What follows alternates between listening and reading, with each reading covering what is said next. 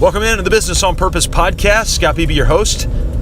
I'm here to liberate you from the chaos of working in your business. That's what we do every single episode of the Business on Purpose podcast. Just got out of a meeting with an interesting group of people, and I'm doing a couple of podcast episodes on it because of some interesting things that I was able to glean and learn from being in the room for a couple of hours with folks who are a whole lot wealthier monetarily than I will ever be. Or maybe not, who knows, but these folks were talking about millions and billions. I don't typically talk about that, but maybe I should start, who knows. Here's one of the things that I learned about it, though, as it relates to money.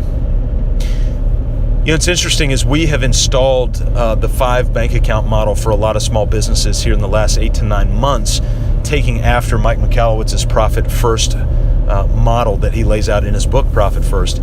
All of a sudden, we're starting, and not magically so, but just very physiologically, we're starting to see that their profit accounts are increasing, and some at rates pretty high. We've got plenty of businesses that are having 5 and 6 figure contributions into their profit account, and these are businesses, some that do $600,000 a year and some that do $2 million a year, and some that do a little bit more than that. But at the end of the day, what we've seen is that it really doesn't matter how much total revenue you make.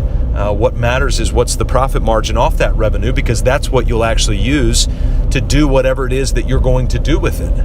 And so when we look at what do we do with that, we got the question, could making more money actually be harmful? I think my short answer to that is it's up to you.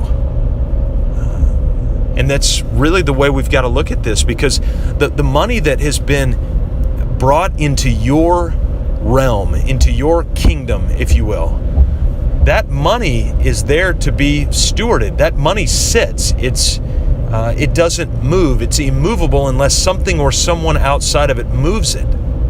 And so if you decide with small amounts of money or medium amounts of money or large amounts of money to not move it, then it will not move. If you decide at any level of that to move it, then it will move. And where you move it to, well, doesn't that determine the, quote, goodness or badness of it? Because money in and of itself is just a thing. It's the heart behind the motivation of that money that we start to figure out what to do with it. Of course, Jesus talked about it a lot, talked about money, even said that, hey, where your money is, that's where your heart tends to be also. And so is having more money a bad thing? Let me tell you what challenges come with more money. And this is not because we're walking around with millions or billions. We're not.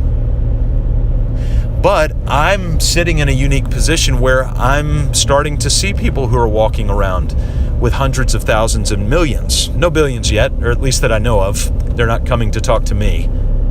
But with the hundreds of thousands and millions, I am having a seat in front of them, and we're having to have these conversations. And it's really interesting to watch somebody go from maybe having 5,000 or 20,000 in a profit account, and all of a sudden they have 200 to 250,000 in a profit account. You know what it does lead to is different challenges. What do you do with that money? Where do you put that money? How do you contribute that money? How do you save that money? There are a lot more questions to be asked about money when you have more of it. So is having more money a bad thing? It's up to you. But I will say having more money is a challenging thing because it forces you to make a lot of different decisions. That's why investment advisors, the right investment advisors, are important. That's why CPAs are important. That's why investment professionals are important. That's why coaches are important, because what ends up happening to a lot of people is money leads to drunkenness in many ways. And you have to have people around you who can lead you into sobriety in decision making so that the utility of money can be leveraged to serve. If the utility of money can be leveraged to serve others, yourself, your family, generations down the road, that's value. And so it leads back to the original question, is making more money bad? It's up to you. It's totally up to you. So I hope you get more of it, because it's a great tool to have if you've got the right heart behind the tool. And so I hope you get more of it. If you don't, relish the time that you don't have to ask those questions.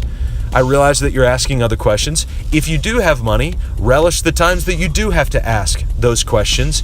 Take the challenge and begin to serve not only yourself, but serve others as well. Thanks for joining me on the Business on Purpose podcast.